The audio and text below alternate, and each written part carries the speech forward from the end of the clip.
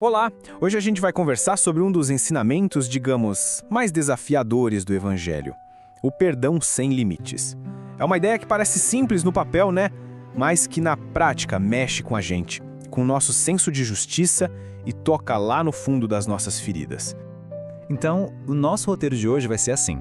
A gente começa com uma pergunta bem humana, que todo mundo já se fez, passa por uma resposta que é totalmente divina e termina com um caminho que pode levar a gente para a cura e para a liberdade. Preparadas? Então vamos lá.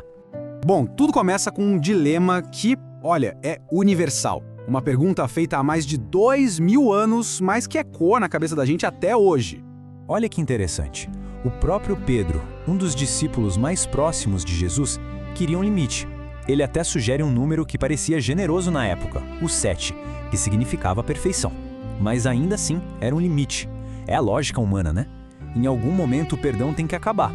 E é exatamente aqui que a história dá uma virada de chave. A resposta de Jesus não é só uma correção, é uma verdadeira revolução. Ela vira a nossa lógica de cabeça para baixo. Jesus responde: não te digo até 7 vezes, mas até 70 vezes 7. E gente, calma, não precisa pegar a calculadora. A questão aqui não é fazer a conta e chegar em 490, não é isso. O que Jesus está fazendo aqui é criar um novo princípio, um novo jeito de viver. Ele está nos chamando para um perdão que reflete a misericórdia do próprio Deus, perfeita, completa, sem fim. Não é uma ação isolada, é um estilo de vida. E essa comparação aqui é brilhante para a gente entender a dimensão disso. Lá no Antigo Testamento, um personagem chamado Lameque usa a mesma expressão para prometer uma vingança sem fim. O que Jesus faz? Ele pega essa lógica da escalada do ódio e inverte completamente. Ele transforma numa escalada de misericórdia. Onde o mundo grita por vingança, a resposta deve ser o perdão. Tá, mas por que perdoar sem? Para explicar o porquê por trás desse mandamento tão radical, Jesus não dá uma aula de teologia. Ele conta uma história, uma parábola que mostra a lógica de Deus.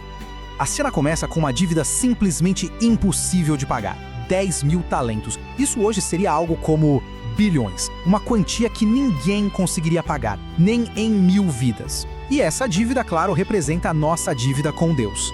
O servo, desesperado, faz uma promessa que ele sabe que não pode cumprir, mas o apelo dele, vindo da mais pura angústia, toca o coração do rei. E aqui está o ponto-chave. O rei não age pela lei, pela justiça fria. Ele é movido por compaixão, uma compaixão que vem das entranhas. Ele simplesmente apaga a dívida. É um ato de pura graça. E aí vem a virada chocante da história. Aquele mesmo homem que acabou de receber uma misericórdia gigantesca se recusa a perdoar uma dívida minúscula, quase nada, de um colega. A gratidão some diante da mesquinhez.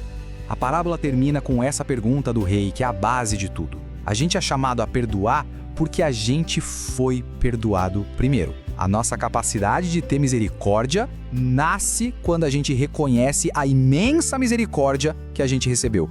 Ok, a gente já entendeu a lógica do perdão. Mas, e quando a gente escolhe não perdoar? O que acontece? As consequências são sérias, e a maior vítima, no fim das contas, é sempre quem guarda o rancor. Essa analogia é perfeita, não é? O ressentimento é um peso que a gente mesmo coloca nas costas. E a cada passo, a cada vez que a gente lembra da ofensa, essa mochila parece ficar mais pesada. Ela rouba nossa energia, nossa alegria, nossa paz. Isso é muito forte. A falta de perdão não pune quem nos ofendeu, ela nos aprisiona na nossa própria dor. A chave da nossa liberdade está na nossa mão, mas muitas vezes a gente prefere continuar ali, trancado por dentro. E os danos são concretos, viu? Não é só uma coisa da alma. A mágoa pode adoecer o corpo, gerar úlceras, depressão, impede a gente de seguir em frente, bloqueia nosso relacionamento com Deus e, no fim, rouba a nossa paz. Essa prisão do ressentimento pode parecer um lugar sem saída. Então, como escapar? A chave é entender que o perdão não é um sentimento, mas sim uma decisão. Uma decisão consciente e corajosa que nos guia para a liberdade. Perdoar não é ter amnésia. Não é fingir que o que aconteceu não foi grave. Perdoar é tomar a decisão de não alimentar mais o rancor. É entregar a dor para Deus e quebrar o ciclo da vingança, confiando que a justiça final pertence a Ele. E existe um caminho prático para isso. Primeiro, um ato de coragem imenso: rezar por quem nos feriu. Depois, lembrar daquela dívida impagável que nos foi perdoada, para colocar a nossa dor em perspectiva. Com base nisso, a gente decide ativamente não ficar remoendo o ressentimento. E por fim, a gente entrega a dor para Deus e confia na cura dele.